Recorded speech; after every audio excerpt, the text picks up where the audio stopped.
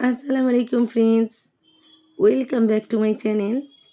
আমি আজকে এতটা সুন্দর আর খুব ভালো একটা রেসিপি নিয়ে এসেছি, যেটা ছোট থেকে বড় সকলেই পছন্দ করে। আর এই রেসিপিটা খেতে কিন্তু দুর্দান্ত লাগে। আমি খুব সুন্দর করে আজকে তৈরি করে দেখাচ্ছি তোমাদের সামনে। আশা করি আজকের ভিডিও তোমাদের কাছে খুব হেল্পফুল হবে, ভালো লাগবে। পছন্দে নিয়ে একটা ভিডিও, পছন্দে নিয়ে একটা খাবার নিয়ে এসেছি তোমাদের কাছে। ফার্স্টেই আমি একটা শসা ছিলে কেটে নিয়েছি প্রয়োজন মতো। একটা গাজর আমি আধখানা করে কেটে নিয়েছি স্লাইস করে। একটা চিলি কেটে নিচ্ছি, অনিয়ন কেটে নিয়েছি, রেডি করে নিয়েছি এটা।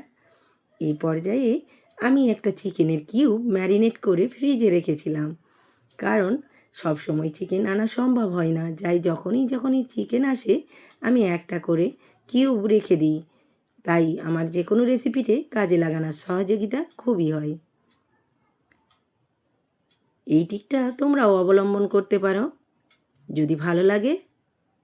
আর আমি চিকেনগুলো স্লাইস করে কেটে কড়াইয়ের মধ্যে তেল দিয়ে ছেঁকে তুলে নেব। এই কড়াইটা আমার একটা খুব পছন্দনীয় কড়াই, কেননা এতে সামান্য পরিমাণ তেল দিলে ডুবো ডুবো হয়ে ভাজা হয় আর খুব ভালো হয়, ক্রিস্পি হয়, খেতে দারুণ লাগে। যেহেতু এটা লোহার কড়াই, তাই এতে যে কোনো ভাজাভুজি খুব স্বাদ হয়, ভীষণ ভালো লাগে। এটা যে কোনো মার্কেটে কেরানা দোকানে পেয়ে যাবে, তোমরা খুব সহজে পারচেস করতে পারবে। আমি একটা পাত্রে জল দিয়ে আমি দুটো নুডলস দিয়ে দিচ্ছি। একটু ফুটে এলে মশলা কেটে দিয়ে দেব, আর নেড়ে চেড়ে নিলেই হয়ে যাবে নুডলসটা রেডি। আর একটা পাত্রেতে আমি কিছুটা পরিমাণ আটা নিয়ে নিচ্ছি। তোমরা চাইলে ময়দাও ইউজ করতে পারো। আটা, প্রয়োজন মতো লবণ, একটু কালাঞ্জি আর আজওয়াইন দিয়ে কষতে ভালো করে জল দিয়ে নর্মাল হাতে ব্যাটারটা রেডি করে নেব। খুব সুন্দর করে একটা ডো মসৃণ করে তৈরি করে নিচ্ছি আমি। এইভাবে আমি 5 মিনিট রেস্টে রেখেছিলাম। লেচি কেটে নিচ্ছি। আমি এটা দুটো সিট বানাবো, তাই দুটোর জন্য দুটো বড় বড় লেচি কেটে নিচ্ছি। সমান করে হাতে করে পাকিয়ে নিলেই হয়ে যাবে, এটা খুব ইজি। একটা গ্লাস নিয়েছি, তার মধ্যে লবণ আর লঙ্কার গুঁড়ো দিয়ে দুটো ডিম ভেঙে দিয়ে ফেটিয়ে নেব। আমি অয়েল দিয়ে সিটগুলো বেলে নিচ্ছি, আর সিটগুলো আমি এইভাবে পাকিয়ে নিচ্ছি। এটা খুব ইজি। বেলে নিয়ে একটা নাইফের সাহায্যে হালকা কাটিং দিয়ে দিলি, এইভাবে মুড়ে দিলি রোল বানিয়ে নেওয়া যায়, খুব সহজে হয়ে যায়। আর হাতের সাহায্যে এইভাবে দাবিয়ে দাবিয়ে খুব সুন্দরভাবে একটা লেয়ার তৈরি হয়ে যাবে। আমি এটা বেলে নেব,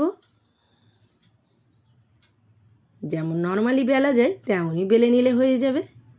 একটা প্যান বসিয়ে দিয়েছি চুলার মধ্যে, আর আমি সিটগুলো দিয়ে একটা করে উল্টে পাল্টে খুব সুন্দর করে সেঁকে নিচ্ছি। সেঁকা হয়ে এলে সামান্য পরিমাণ ঘি দিয়ে দিচ্ছি। ঘি দিয়ে আমি উল্টে পাল্টে ভেজে নেব, কিন্তু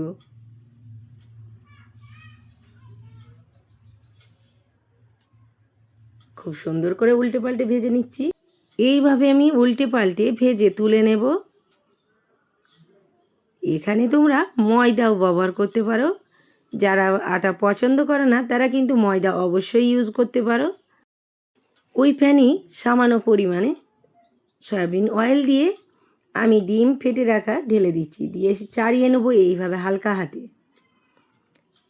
চাড়িয়ে নিয়ে 2 মিনিট ওয়েট করলেই ডিমটা হয়ে আসবে হালকা। ওই পর্যায়ে আমি সিটটা দিয়ে দেবো ওর ওপর, দিয়ে একটু টিপে টিপে হালকা হাতে আমি ঠিকভাবে সেট করে নিচ্ছি।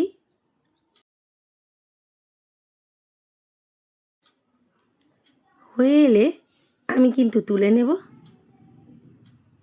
উল্টে পাল্টে তুলে নিয়ে ওই প্যানের মধ্যেই আমি আবারও কিছুটা ডিম দিয়ে দেবো ফেটে রাখা, দিয়ে এইভাবে ছাড়িয়ে আরও একটা সিট দিয়ে দিচ্ছি। দিয়ে হাতে করে ঘুরিয়ে ঘুরিয়ে টিপে টিপে আমি সেট করে নেব। খুব সুন্দর করে সেট হয়ে গেলে আমি এটা তুলে নেব। তুলে আমি চিকেনের কিউব সাজিয়ে দিচ্ছি শসা কেটে রাখা, গাজর দুটো সিটি সমান পরিমাণে দেবো। এইভাবে আমি দিয়ে এর ওপর দেবো অনিয়ন কেটে রাখা। অনিয়নগুলো আমি সাজিয়ে দিচ্ছি প্রয়োজন মতো। আর একটাই আমি লঙ্কা দেব না, কারণ আমার ছেলে খাবে, ওই ঝাল পছন্দ করে না। আর একটাই আমি লঙ্কা দেব কেটে রাখা, দিয়ে দিলাম লঙ্কা। এর ওপর দিয়ে দেবো নুডলসগুলো খুব সুন্দর করে আমি সাজিয়ে দিচ্ছি। খুব ভালো করে সাজানো হয়ে গেলে আমি সস দিয়ে দিচ্ছি। নুডলস সাজিয়ে দিলাম, সস দিয়ে দিচ্ছি। টমেটো সস একটু ইউজ করছি। সসটা আমার শেষ হয়েই এসেছে প্রায়। একটু কাসুন্দি সস দিয়ে দেব। কাসুন্দি সস খুব একটা পছন্দ করে না, তাই আমি অল্প পরিমাণে দেব। একটু মেয়োনিজ বাটার দিচ্ছি।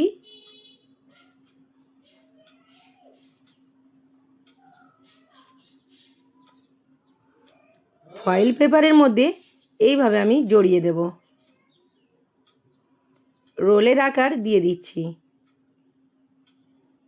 এটা খুব ইজি এই ফোল্ডটা করা, যে কেউ পেরে যাবে, খুব সহজেই হয়ে যাবে। একটা হয়ে গেছে, আর একটা আমি এইভাবে আমি ফোল্ড করে নিচ্ছি।